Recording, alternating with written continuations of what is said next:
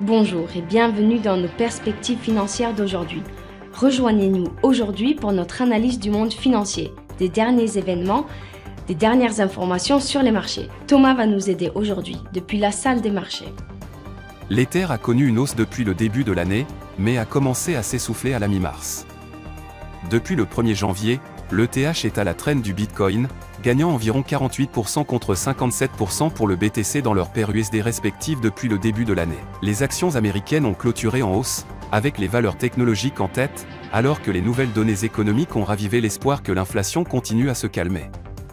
Les investisseurs se concentrent désormais sur la saison des résultats du premier trimestre. Les prix du pétrole sont restés proches de leur plus haut niveau depuis 6 mois, après avoir augmenté d'$1 le baril au cours de la séance précédente, les investisseurs se préparant à une attaque potentielle de l'Iran, troisième producteur de pétrole de l'OPEP, contre les intérêts israéliens.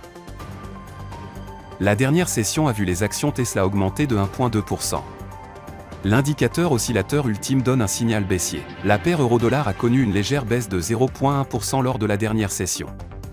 Selon l'indicateur stochastique RSI, nous sommes dans un marché survendu. La livre sterling a connu une légère hausse de 0,1% par rapport au dollar lors de la dernière session. L'indicateur oscillateur ultime donne un signal haussier, ce qui correspond à notre analyse technique globale. La paire dollar-australien-dollar a gagné 0,4% lors de la dernière session. L'indicateur CCI indique un mouvement haussier. La production industrielle de la Grande-Bretagne sera publiée à 6h GMT, l'indice du sentiment des consommateurs du Michigan des États-Unis à 14h GMT, le produit intérieur brut de la Grande-Bretagne à 6h GMT. L'utilisation des capacités du Japon sera publiée à 4h30 GMT, l'indice des prix à la consommation harmonisé de l'Allemagne à 6h GMT, la production industrielle du Japon à 4h30 GMT. Nous espérons que vous avez apprécié nos perspectives du marché d'aujourd'hui.